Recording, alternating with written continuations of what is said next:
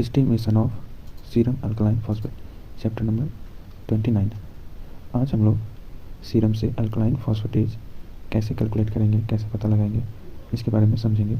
ये हमारी बॉडी में क्या रोल प्ले करता है, इसकी वजह से, इसके बढ़ने या घटने से क्या दिक्कतें आती हैं, ये सब भी समझेंगे। तो चलिए शुरू करते हैं। PNPP kinetic method.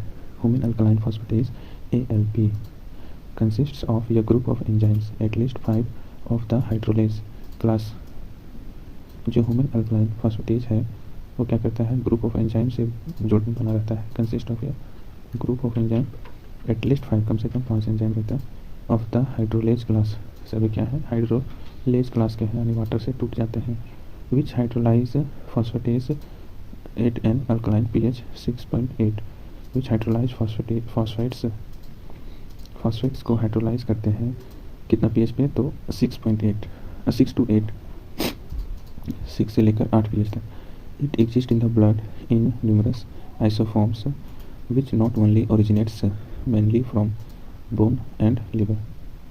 ये एग्जिस्ट करते हैं ब्लड में in numerous isoforms which not only originates mainly from bone and liver, but also from other tissues such as kidney, placenta, testes, thymus, lung, and tumors. In adults, the ALP normally found circulating in the serum is highly derived from the liver. तो ये जो blood में रहता है, it exist in blood, बहुत सारे isoform रहता है ना, जो कि केवल बोन और लिवर से नहीं बनता, बल्कि दूसरे टिश्यू जैसे कि kidney, placenta, testis, thymus, lungs और ट्यूमर्स सेल से भी बनता है। अडल्ट में जो ALP है normally found circulating in the serum is largely derived from the liver. जो सीरम में ALP रहता है अडल्ट में, वो लार्जली लिवर से बनता है। Normal level are age dependent and increase in the ALP levels are found during bone growth in childhood and in pregnancy from placenta, when pathological increases are largely associated with hepatobiliary and bone disease. Normal level जो है वो क्या है, age dependent होता है, and increase in the ALP level are found during bone growth. जब bone का growth होता है तो ALP लेवल बढ़ जाता है। इन चाइल्डहुड, बच्चों में, and in pregnancy from placenta, pregnancy में भी प्लेसेंटा से बढ़ जाता है। विल पैथोलॉजिकल इंक्रीजेज और largely associated with हिपेटोबिलियरी and bone disease, यानी कि लीवर में कुछ दिक्कत हुआ, बोन में कुछ दिक्कत हुआ तो भी बढ़ सकता है बीमारी के केस में। In hepatobiliary disease they indicate obstructions of the bile ducts as in cholestasis caused by gallstone tumors or inflammation. Elevated activities are also observed in infectious hepatitis. In bone disease, elevated ALP activities originate from increased osteoblastic activity, as in Paget's disease, osteomalacia, rickets, bone metastasis, and hyperparathyroidism. तो elevated activity कब कब बढ़ा मिलेगा, तो elevated activities are also observed in infectious hepatitis, liver में infection हो गया तब। इन बोन डिजीज, हड्डी का बीमारी में, elevated ALP activities originate from increased osteoblastic activity, यानी हड्डी कमज़ोर होने लगेगा। अच्छा, ऑस्टियोब्लास्टिक एक्टिविटी, ठीक है, हड्डी बनता है ऑस्टियोब्लास्टिक में, as in Paget's disease, osteomalacia, rickets में, bone metastasis and hyperparathyroidism. Low level of ALP may be observed in conditions which cause arrested bone growth or in hypophosphatasia and with hyperthyroidism. Low levels of ALP may be observed. Low levels of ALP may be observed in conditions. कब कब ALP लो मिलता है, तो low level of ALP may be observed in condition which cause arrested bone growth or in hypophosphatasia and with hyperthyroidism. यानी phosphate का level जब बहुत कम हो जाएगा तब ALP कम होगा, और हाइपरथायरॉयडिज्म थायराइड बढ़ जाएगा तो हाइपरथायराइडिज्म में जो है ALP कम हो जाता है। प्रिंसिपल क्या है? Alkaline phosphatase hydrolyses 4 nitrophenyl phosphate, जो अल्कलाइन फॉस्फेटेज हाइड्रोलाइज कर देता है 4 नाइट्रोफिनाइल फॉस्फेट को to form 4 nitrophenol and phosphates. 4 nitrophenol and phosphates. 4 nitrophenol जो है वो येलो इन कलर होता है and pH 10.4 with an absorbance peak at 405 nanometer.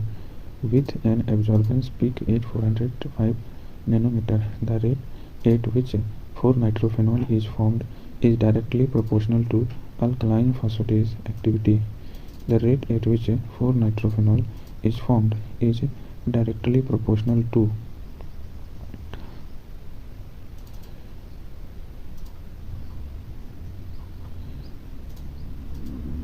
405 nanometre में ऑब्जर्वेंस पिक रहता है। और क्या है? रेट जो है, the rate at which 4 nitrophenol is formed is directly proportional to alkaline phosphatase activity. जितना अधिक अल्कलाइन फॉस्फेटेज होगा उतना ज़्यादा 4 नाइट्रोफिनॉल बनेगा। तो पारा नाइट्रोफिनाइल फॉस्फेट प्लस H2ALP से रिएक्ट किया, बनाया फॉस्फेट प्लस पारा nitrophenol. Reagent composition. Reagent composition क्या क्या होता है? alkaline phosphatase buffer R1 components 2 amino 2 methyl 1 propanol pH 10.4 2 amino 2 methyl 1 propanol pH 10.4 0.35 मोल पर लीटर 0.35 मोल पर लीटर। मैग्नीशियम क्लोराइड जो है 2.0 millimole per litre, magnesium chloride 2.0 millimole per litre. Zinc sulphate है 1 millimole per litre. HEDTA जो है HEDTA okay 2 millimole per litre. Alkaline phosphatase substrate R2 alkaline phosphatase substrate R2 जो है component है 4 nitrophenyl phosphate 16 millimole per litre. 4 nitrophenyl phosphate 16 millimole per litre. Procedure: bring reagent to room temperature before proceeding for testing. पहले उसको room temperature पे लाएंगे reagent को। Do not shake reagent बोतल को हिलाना डुलाना नहीं है। Buffer and substrate liquid reagent are supplied ready to use. Buffer जो है और सबस्ट्रेट लिक्विड रिएजेंट को are supplied ready to use supply किया जाता है। Prepare working reagent in the ratio of 4 parts buffer R1 to 1 part substrate R2, that is 400 microliter buffer and 100 microliter substrate। 400 buffer lilies and 100 microliter substrate for 500 microliter total volume।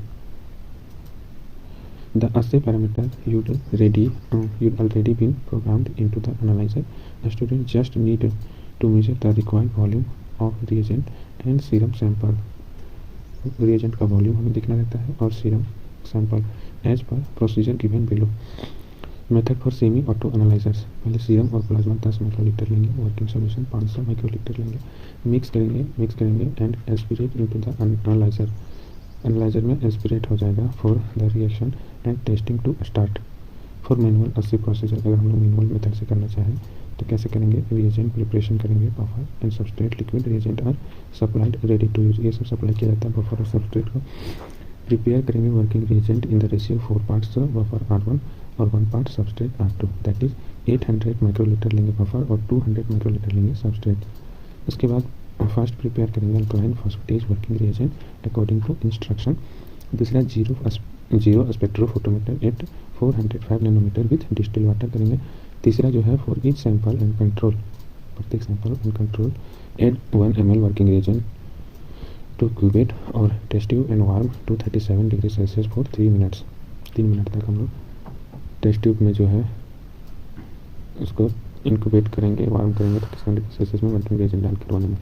Add 20 microlitre 0.020 ml serum to its respective tubes and mix gently. उसके बाद read करेंगे and record करेंगे absorbance को at 1 minute. Continue incubating at 37 degree Celsius and record absorbance again at 2 and 3 minutes. Rate should be constant.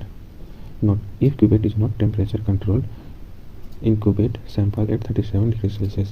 Between reading calculation, determine the average absorbance per minute. A upon MIN, activity in unit per liter, delta absorbance upon time into factor. Serum alkaline phosphatase is equal to average absorbance per minute into 2764. Average absorbance per minute into 2764. Reference range: female, male, children 54 to 369 unit per litre, male में 54 to 369 unit per litre, adult female में 42 to 98 unit per litre और male में 53 to 128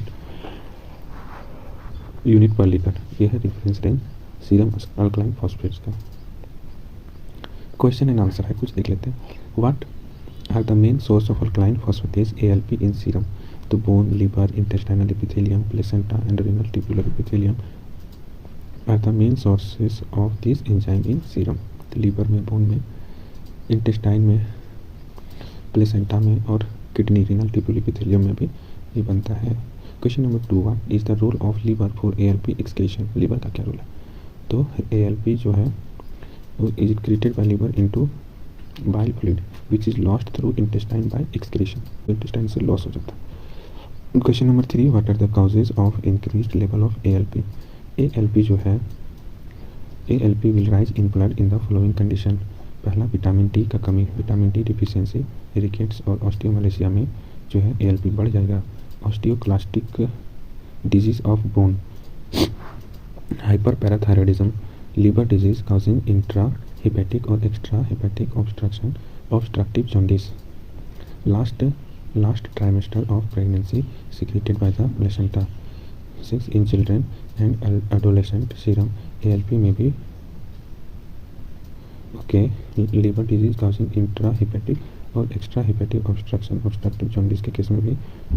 5th है, last trimester of pregnancy secreted by the placenta. And 6, in children and adolescent serum ALP may be 5 times the normal limit. In children and adolescent serum ALP may be 5 times the normal limit. This is due to development of bone osteoblastic activity. Question number 4, how will you distinguish between high ALP due to liver disease or due to other causes? How will you distinguish between high ALP due to liver disease or due to other causes? High ALP in liver disease will also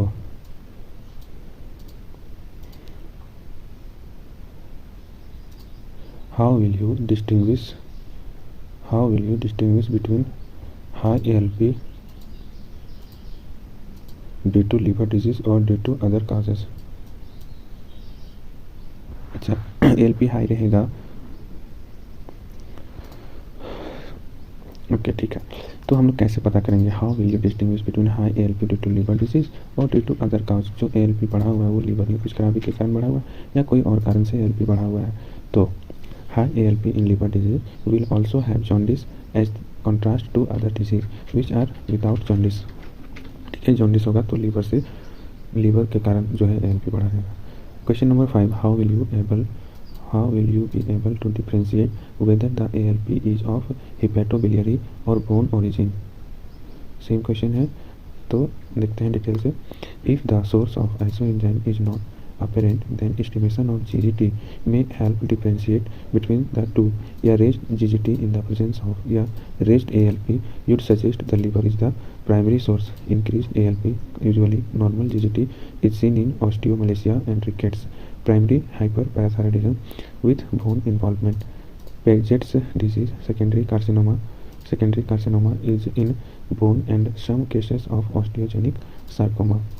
Increased level of ALP usually with a raised GGT, ALP भी बढ़ा है और GGT भी बढ़ा हुआ है, is seen in cholestasis, hepatitis, cirrhosis, space occupying lesions and malignancy with bone or liver involvement or direct production.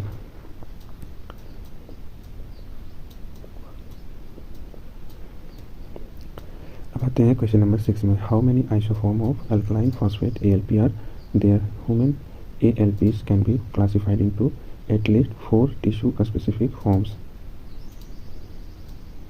or isozymes mainly according to the specificity of the tissue expressing it.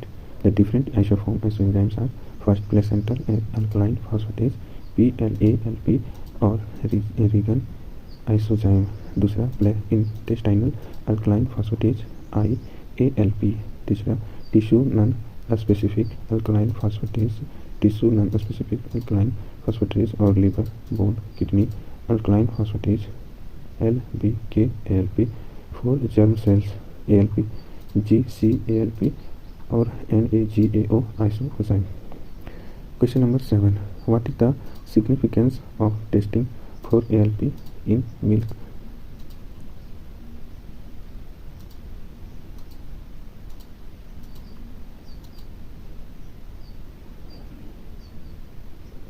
Germ cell में GC लिखा रहेगा, GCALP NAGAO isozyme. Question number 7. What is the significance of testing for ALP in milk during the process of pasteurization? तो raw milk जो होता है, raw milk has an alkaline phosphatase activity after the process of pasteurization and before packing the milk for sale. Tests are done to measure if there is any ALP activity in the milk. This is to check the pasteurization quality control, or in other words, if the milk is pasteurized and is safe for human consumption. तो हम लोग दूध में alkaline phosphatase क्यों देखते हैं pasteurisation के time? तो समझते हैं, रो मिल्क जो होता है उसमें अल्कलाइन फॉस्फेटेज एक्टिविटी होता है after the process of pasteurisation. Pasteurisation के बाद जो है क्या होता है, and before packing the milk for sale. Packing से पहले टेस्ट जो है किया जाता है. Test are done to measure if there is any ALP activity, कोई ALP एक्टिविटी हो रहा है क्या in the milk. This is to check the pasteurisation quality control, और in other words if milk is pasteurised and is safe for human consumption. Okay, आज हम लोग chapter 29 complete कर चुके हैं.